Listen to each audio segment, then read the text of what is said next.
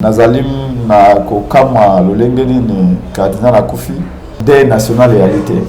Bon, considération à l'état congolais, l'état congolais. Chaque des national pour la colapse a été des nations. Nation est allée frapper. Le président Tanzanie Akufi va imposer sur des nationales il y a 3 jours, sur 4 jours. Mais où il y a besoin comme Mosengo Akufi des nationales réalité. Et une colapse que Mosengo est moins important que le dictateur tchadien que le président Tanzanie. Cardinal Azaki sur l'église catholique a commencé papa à Banabans. Mosengo reste un modèle pour nous. Mosengo reste le ciment de l'unité nationale. Mosengo a été le gardien de la morale, l'homme de tous les combats. Nous allons continuer le combat de Mosengo. Donc on aurait Mosengo en chassant la médiocrité. La médiocrité est avec Kabila, la médiocrité est avec M. Chilombo. Débat c'est Tchani, vaste distraction. La nationalité congolaise est commis côté Kamaloko la Bouba. Il y en a qui profitent de cette nationalité puisque nous-mêmes les Congolais. Tchani a voulu faire sa propre publicité. Un économiste, le coup la Tchani. Il y a mon taouti dans la FMI. Il y a mon taouti dans l'expérience il y a 30 ans, 20 ans. Il y a mon taouti économiste sur la planète. On entend de la part d'un économiste qu'il amène des propositions de réformes d'ordre économique, d'ordre financier, d'ordre fiscal. À comme qu'on a la réforme, à qui qu'on soit si on a une information il y a mécanique et naïsta, avec aussi c'est un mobile très complexe. Donc la nationalité ce qu'on a le niveau d'études, il s'est fâché. Nous exigeons à ce que chacun soit libéré. Oui. Parce que IDPS ça menace déjà des morts. Elle ne mérite pas la prison pour cela. Jackie a sa façon de parler certes, mais Jackie a mérité. Oh, bah ça là qui va les aller enlèvement.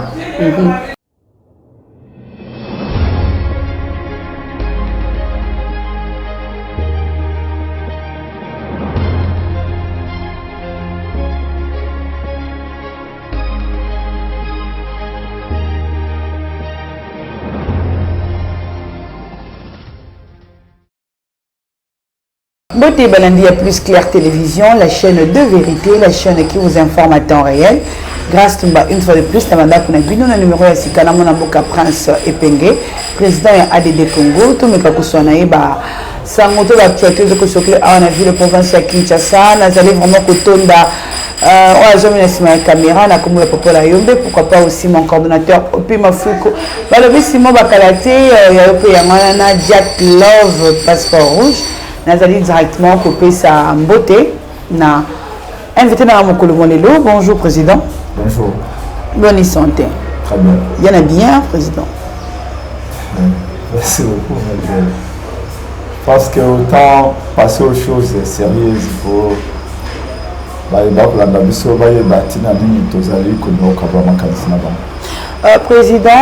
mon colonel mercredi, il y a obsèque ya Souka, il y a cardinal Mosengo, à Sungato, à Bundela Mboka, na makambo belema, utamela maladie ya cardinal ko kenina na mikili ya poto ko zonga na endenga zomi déjà ko kufa ba manque ya considération est-ce que ça va moi ebele.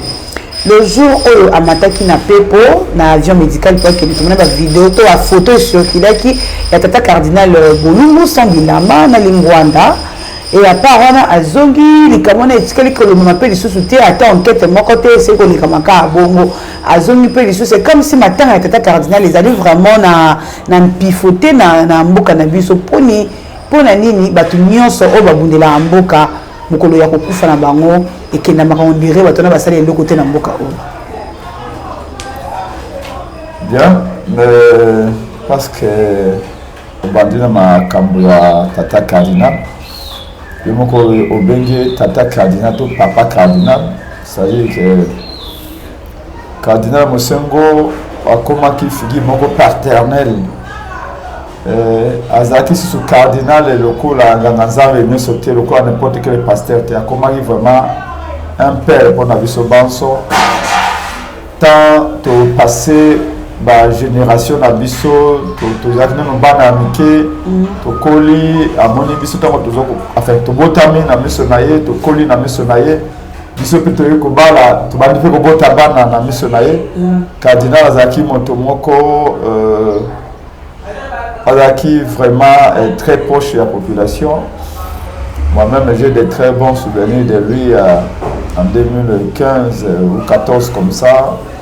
Tango un jour ngai président élu Albert Molekape ngai moko dokendaki pa na ye à l'époque.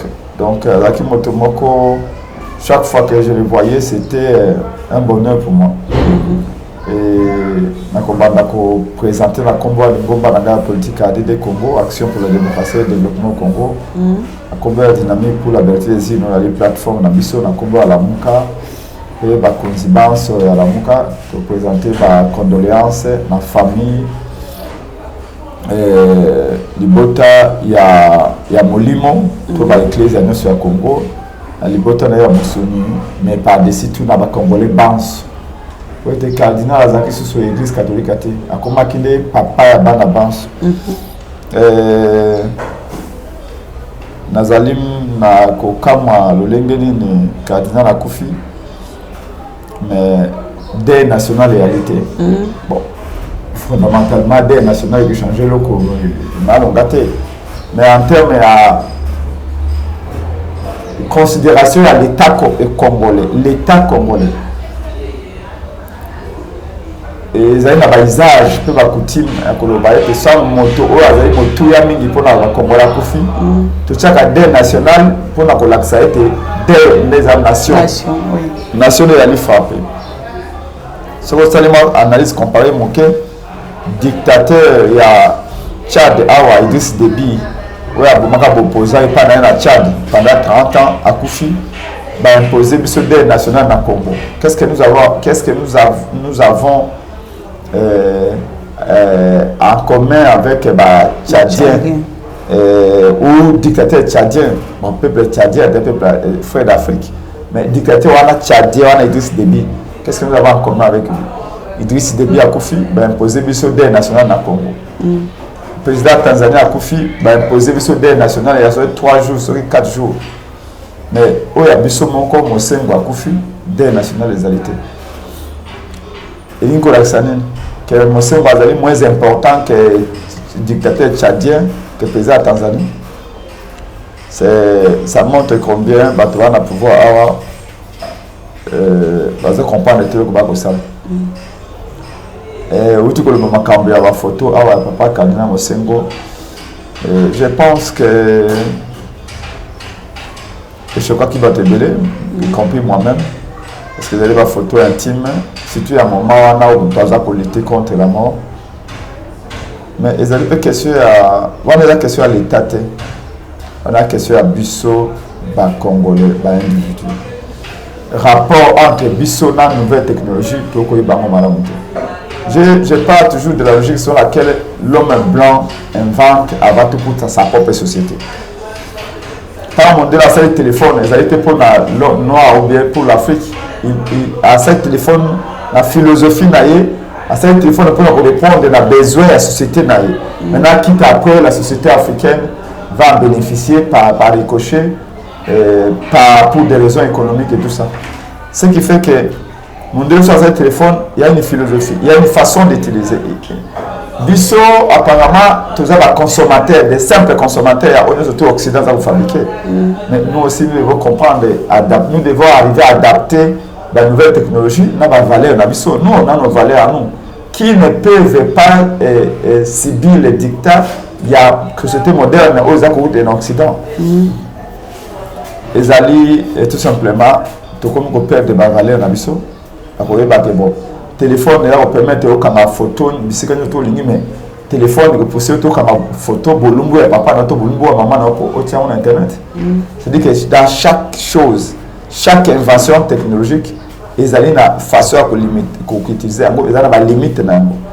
Il y a des gens qui se sont amusés de prendre des photos. Et tout d'abord, qui a pris la photo? Oui.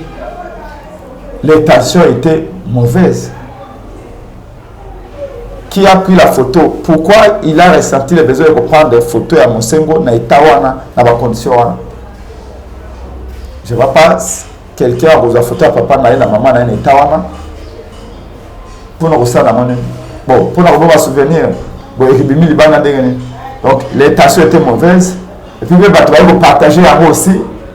Moi, je peux voir une telle photo sur Internet, mais Prince Epenge, je n'ai pas partagé cette photo parce que je l'ai trouvée, ou je l'avais trouvée indécente. Mais pourquoi les autres ont partagé?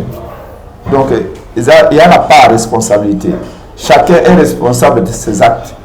On ne peut pas dire que non, oh, c'est technologie, et oui, utilisant malam, ou oui, utilisant un peu ma baie. Tout dépend de la conscience.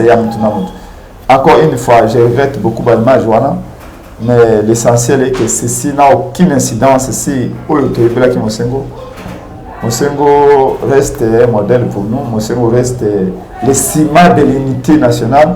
Mosengo a été le gardien de la morale, l'homme de tous les combats.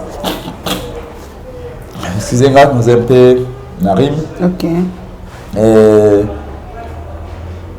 nous allons continuer le combat de Mosengo. Alors, les médiocres doivent être dégagés et la médiocrité continue au sommet de l'État. Donc, on aurait Mosengo en chassant la médiocrité. La médiocrité est avec Kabila, la médiocrité est avec M. Chilombo.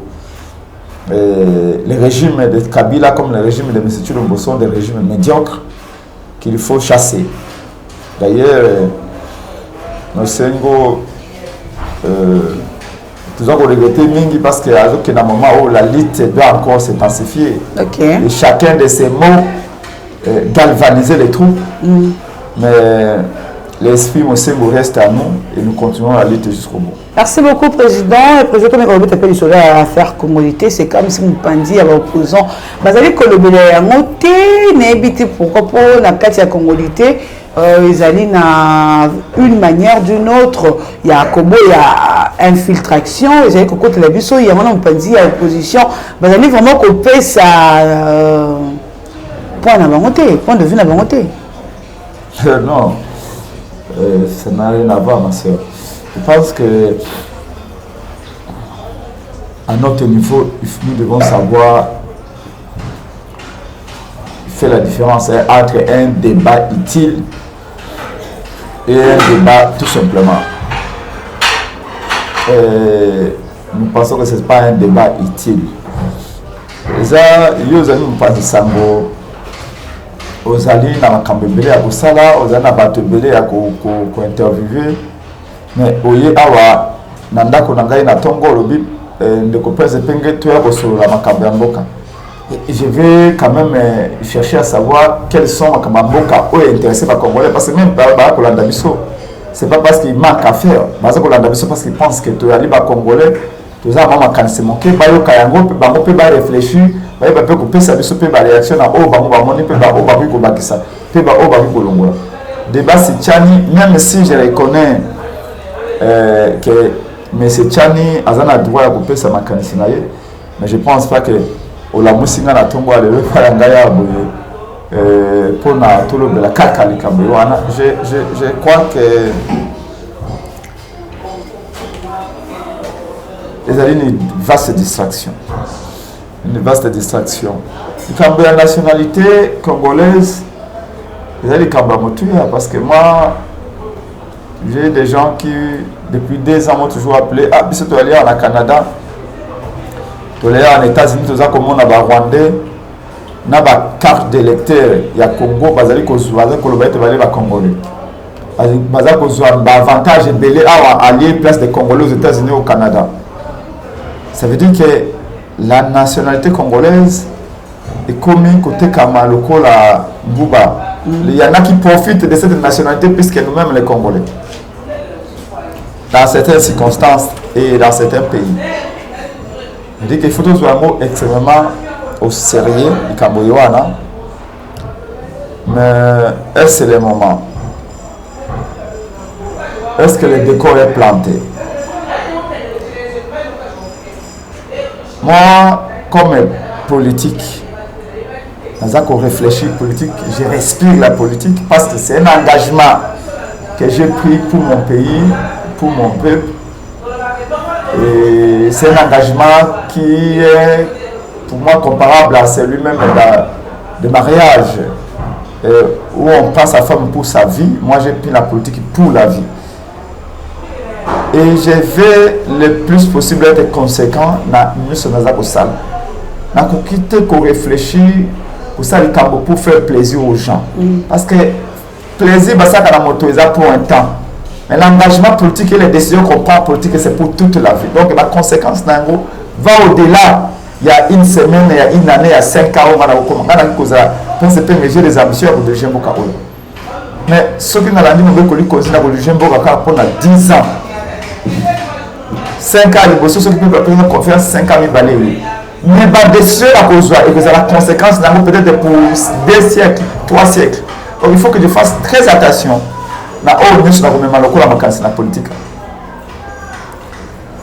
Je vais vous donner un exemple.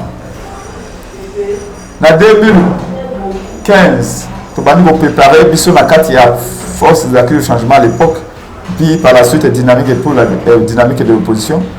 Nous avons préparé le président élu Martin Fayulu pour être la candidate à la force d'accueil du changement. Madame Thatcher, Mbappé à son âme, Maman Makas. Le professeur Kalele, Pierre-Jacques Chaloupa et les autres. Tout le monde réfléchit ici sur la nationalité. Tout le monde, nationalité, les Congolais belé, bazana bana na bango na poto. Batangi kilasi. Même si qui cité, mais la formation professionnelle. On a des expériences diverses. Dans le bâtiment, dans la plomberie, dans la médecine, dans la science, Ike.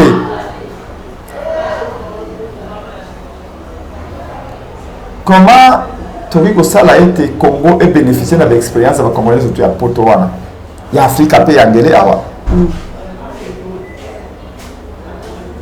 La diversité, je dis bien la diversité des races, la diversité des compétences, d'expérience, d'expertise, la diversité des langues,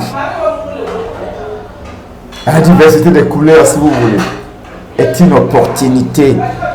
Elle ne constitue pas une menace. Comment tout ça là du Congo bénéficie de la diversité? Le Congo est un vaste chantier. Congo est un chantier. Ce qu'on veut comme riche, c'est un Poto et un Congo.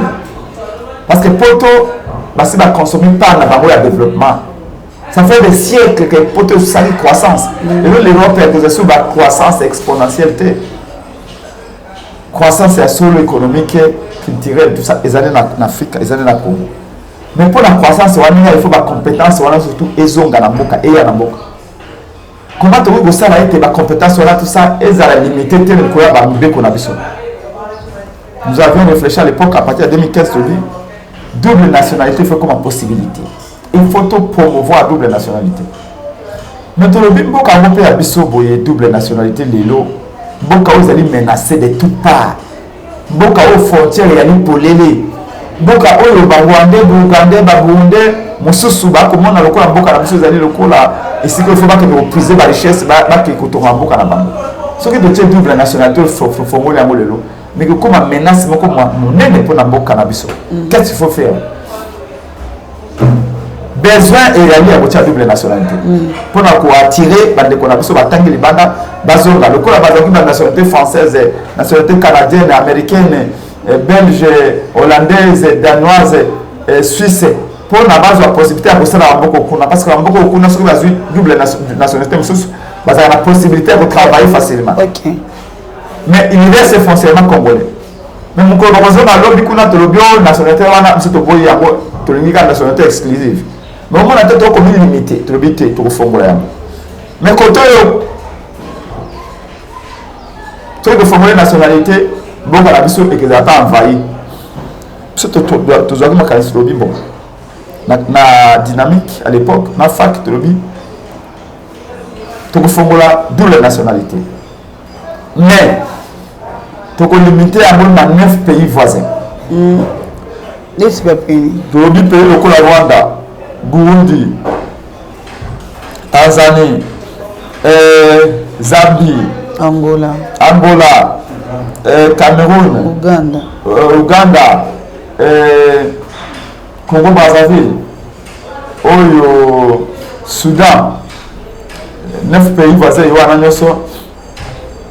Toko fongola na double nationalité na ba Congo bazan et pas na bango. Donc les double nationalité toko to tsango na bato ya poto bato ya Afrika ya ndele kule ba voisins immédiats ya Congo te. Pour ni ba 9 wana te. 9 wana te parce que pour l'instant 9 wana on a trop de conflits avec certains pays. Ba frontières est sécurisée te. Ba rapport conflictogène nous donne bango on veut pas ouvrir double nationalité là Congo ba ko vana pays wana. Toko ya ko fongola yango mokolo oyo toko za dirigeant moko ba légitime. Ba dirigeant moko bazali na leadership fort. Ba dirigeant moko bazali compétent. Mokolo oyo surtout toko za ba dirigeant o ba ko restaurer autorité de l'état. C'est-à-dire que autorité de l'état veut dire toko mo contrôler la frontière na biso. Deux, ba dirigeant ba yé na vision ba c'est ba réforme et armée comme armée moko forte. Armée moko bolo ezali infiltré. C'est-à-dire que to zonga na état on m'a dit mo bout temps ba ni corriger moko na biso na ba année 70.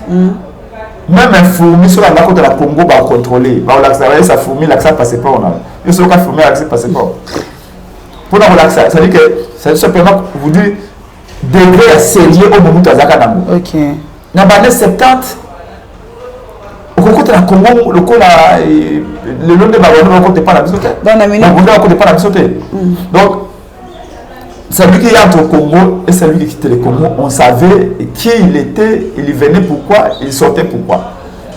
Voilà, ma carte nabiso otozaka na yango. Et mais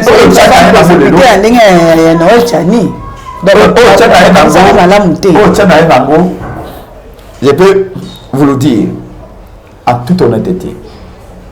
Chani a voulu faire sa propre publicité. OK. Le Parlement du rire. Oyo to na molelo olandaki dernièrement député moko se choisi initiative alobi alingi a déterminer dot nani Daniel Mbao voilà donc on est commis parlement de rire on a déterminé dot au 500 $, oui. Donc ce Rolandi au tali bato ça la compétition qui va faire rire les gens le plus, qui va faire amuser les gens plus. Ça, c'est pas un État, ça, c'est pas un pays. Si vraiment on veut travailler pour ce pays, moi, je ne peux pas vous appeler chez moi et si vous avez un tombe à l'élo. Je dis, regarde, dans le Beloko, Batouba Seka. Dans le Beloko, Batouba Sepela. On ne fait pas la politique pour faire plaisir aux gens. La politique, c'est pour promouvoir le bien-être de la communauté. Par toutes sortes de réflexions, mais également progrès. Nous, pour Rangaï, même si je reconnais la liberté à Tchani de réfléchir, c'est un point de vue. Comme disait, je crois, Voltaire ou Molière, je ne me rappelle plus trop, disait, je n'aime pas ce que vous dites, mais je me battrai pour que vous ayez le droit de dire. Ok. Oh, Tchani, ça, lobby, on a d'accord en beauté, mais Azana doit ce qui est vrai, c'est que Ngai pense que dans ma conviction personnelle, et à partir de la vie du Congo, moto a dirigé Congo, à cause du président Congo, il faut azala au moins na papa ou maman congolais, ou azali congolais ya makila. Ça, ça c'est mon point de vue. Ok. Au lieu que ni papa ni maman ou baza congolaise tout congolais. Papa ou maman moko fromage la congolais yamakila. Ça c'est condition où les alliés imparables. Okay. Mais pour la religion Congo, il faut avoir papa et maman congolais. Ça c'est irréaliste. Dans un monde où les alliés font malélo, c'est irréaliste. Yabi balé. Loi Tchani pour Nangaï proposition pour Nangaï. ça m'étonne que Batu ya Katumbi bazali ko s'agiter. Oh, le monde en boka Jackie Ndala, comme les gens à parquet à ma tête. Ouais, Jackie Ndala, nous exigeons à ce que Jackie soit libéré. Oui. Parce que il dépasse à ça menaçant des gens, des morts. Gaï, j'étais menacé, des morts. Et presque chaque mois, on a bataille, il dépasse. Nous avons fini on n'est pas taliban chaque jour. Notre frère Jackie doit être libéré. Et Jackie ne mérite pas la prison pour cela. Baloba qui n'a pas suspecté que non, peut-être il y a une occasionnelle, il y a un boka Kadiombo, c'est la raison pour laquelle on va gagner. Ils n'ont qu'à l'éprouver. Ils n'ont qu'à l'éprouver. Jackie Ndala Ndengalobaki avec Gozara Kasaye le Kolandaï Prince Penge a la liberté de la parole. Alobio Alinga Kikoloba. La violence, nous la condamnons. Ce que Jackie a dit discours violent, nous condamnons ces discours violents. La violence, c'est d'où qu'elle vienne, elle est mauvaise. Personne n'a le monopole de la violence. Même à Tossi Mando qui a l'État, aux armes a le monopole de la violence. Nous condamnons la violence autant que nous condamnons le tribalisme. Tous les se passent au Banamboka. Jackie a sa façon de parler, certes, mais Jackie a mérité. Oh, Basala qui va les allier enlèvement. Moi, il y a des cadres qui n'ont pas de temps. Il y a des moments où il y a des gens ah na mutu moko ayaki atelemi aza kotuna oyo adresse tele oyo nabuki adresse mais azoyebisa mwasi na ngai akota te na kati ya lopango mwasi na ngai ayebisa yabi non mais c'est okota na lopango na ngai mpona kosala nini oyo te na ngai natuna question. Donc c'est qu'il y a des gens qui viennent ici. Ce sont des méthodes du système Kabila otoyebi eza mpona kointimider bato. Donc nous exigeons libération ya Jackie Ndala soki balingi basambisa ye baconvoke normalement neti ngai mpe sepenge descendre le monde on va intimider quand ndenge on kobanda ndenge na mona la mususu abenga on ngana zali mutu ade pasi yo mutu zela to sala boy abi wana zali biso to ali banzete betela kake elikola te ide 1000 fois to kobanga yango te. Merci beaucoup président va to chiter na yo to meka pe kobeta lisolo ya état de siège oyo bipa et wapi du jour au jour il y a toujours de morts bande économie ça ko kufa ba maman ba papa parce que kufa état de siège ti lelo to la vérité et simbate et ça l'échec mais na lire autres kemele malgré ba accord eux signé na ba pays voisins mais tozo kufa kaka c'est quoi vraiment? Merci maman, mais je voudrais juste dire ces deux mots dans le Cabo to bando le ba ya loi Tchani. Un économiste le kula Tchani.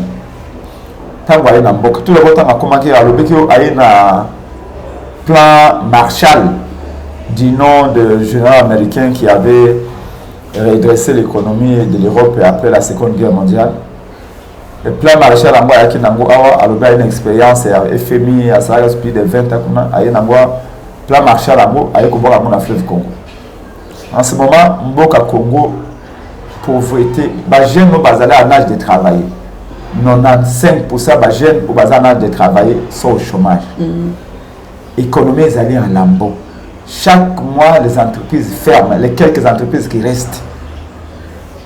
Finances, ils allaient catastrophiques. Fiscalité, ils allaient salée, ils allaient pays, impôts, taxes, l'État n'a vu que les taxes et les impôts. Il y a un FMI, il y a une expérience à 30 ans, 20 ans. Il y a un économiste sur la planète. On entend de la part d'un économiste qu'il amène des propositions de réformes d'ordre économique, d'ordre financier, d'ordre fiscal, d'ordre monétaire. Mais à quoi on a la réforme, à quoi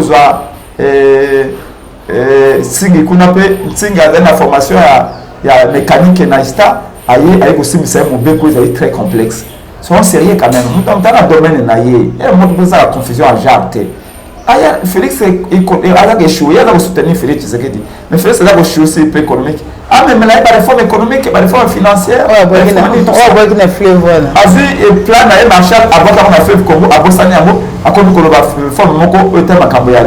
c'est très complexe parce qu'on ne peut pas arriver à cette loi-là sans modifier la Constitution. Or, ceux qui vont modifier la Constitution, et nous, on va toucher des durées à mandat, il y a des avocats, et tout ça, comment passer ce temps. Au moins, Félix, c'est le cas de ça. A même ma cambo état de siège. Au même moment, même ma cambo il y a recensement. A même ma cambo nationalité. Pour ma cambo, c'est l'esprit faible. Bah ça engouffre le débat inutile. Et puis, il y a un glissement. Parce que Félix, c'est le cas où il y a un glissement d'élection à la tête. Mais tu le dis, à 5 secondes à vous à côté. Donc, ceux qui réforment ça, mais solo, dans la loi électorale, les réformes à dépolitisation, c'est ni n'est pas du tout au Sénégal. Dans les sondages, il va confondre à target. 70% va congolais va le dire, malheureusement, c'est ni de la dépolitiser. En d'autres termes, tous les politiciens vont dans la CENI, va le voir la CENI, la CENI va diriger la confession religieuse. Les 8, tu le dis, les 8 va dans l'ensemble pour pas se surveiller. Puis il est facile à corrompre, mais 8 personnes, il est difficile à corrompre au même moment et dans les mêmes conditions.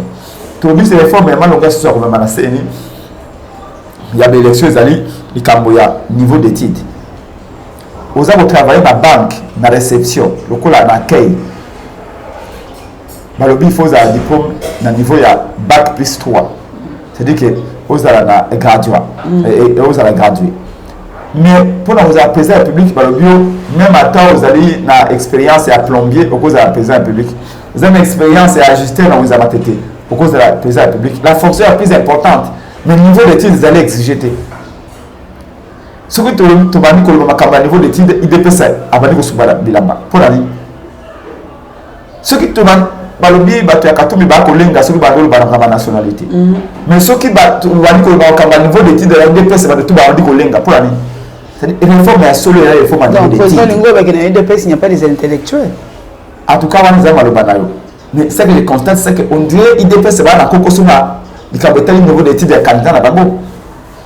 Bato ya katumi soko lo bika nationalité ba katumi ba wali kolenga. Ce qu'on a niveau d'études, IDPS s'est fâché. Dans un plateau, il y a PS TV de confrère dans Flavien. Tant il faut, pour la présenter public, il faut oser la licencier, IDPS s'est fâché. Pour l'année. Alors, au moment que la réforme est sur les réformes à niveau d'études, pour mon tour à l'unique comme président public, il faut quand même qu'est-ce que c'est que la macroéconomie? Qu'est-ce que c'est que la microéconomie? Comment donner pour réformer les finances, pour réformer l'économie? Toboyi kozala président oyo a signé un contrat dans un pays étranger. Tant que vous tournez le contrat, vous avez combien? Quels sont les modes de financement? Président le bureau a évité. Nous ne voulons plus de ça. Parce que l'économie moderne, nous sommes plus à l'aise. Il faut que nous au Congo, Ayeba, avoir une certaine idée. Avoir une idée panoramique si la gestion, il y a économie, gestion à finance, gestion, il y a monde, peu de relations, comment c'est des contrats avec les autres pays. C'est important. Alors, du Cameroun, il y a été des sièges, il y a été échoué. Et on a le courage de l'admettre. Vous avez ceux qui, je vois, quatrième fois, on va proroger l'état des sièges. Mais la vérité, j'ai été avec mon frère qui voulait dans un plateau télévision, ce soir, ZTM télévision, tout le monde. Les dimanches passés, il y a encore d'autres massacres. Est-ce que nous pouvons nous arrêter pour évaluer l'état des sièges? Pourquoi Félix Anissou qui évalue l'état des sièges? Ce qui a levé l'état des sièges, les lots. Beaucoup de monde a que les massacres ont continué, ont même empiré pendant l'état des sièges. Alors, la question qu'on se pose, finalité, l'état des sièges. Objectif est poursuivi par l'état des sièges des années. C'est-à-dire qu'arrêter le massacre. Il y a que ça, là, il y a des causes de sobriété, qu'on ne kidnappe plus les gens. Mais pendant l'état des sièges, on est allé même à tuer en pleine ville et à Béni. L'état des sièges, avant l'état des sièges, après l'état des sièges, égale avant l'état des sièges. Est-ce que l'état des sièges, ils ont dit vraiment pour arrêter le massacre? Ou ils ont dit pour réduire les populations civiles au silence? Est-ce qu'ils ont quitté moyen pour mater la population civile pour aller à Kendena-Goma, à Kendena-Govanda, à Benga? Homologue Naye Kagame, son frère Kagame, va signer l'accord, ça que la population a protesté. Abenga Burundais va signer l'accord, ça que la population est a protesté. Abenga Burundais va signer l'accord, ça que la population civile a protesté. Aujourd'hui, rappelez-vous, il y a communiqué, il y a coalition Lamuka, président de Martin Fayou, le père de Fomé, tout ça a communiqué, on s'est interrogé, c'était un communiqué qui était réduit à 6 points. On s'était interrogé si était des sièges, oui. Mais est-ce que l'armée rwandaise et sur le Rwanda Congo étaient des sièges? Oui.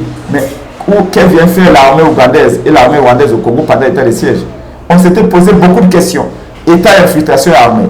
On s'était posé des questions. Il y a même un journaliste à l'époque, le Pérou Rwanda, qui avait dit non, Martin Fayou, pourquoi tu te poses des questions, tu t'opposes? État de siège est décrété, il faut accepter, peu importe, acceptons, peu importe, parce que Félix a décrété à notre dimanche. Tout le monde non, non, non, non.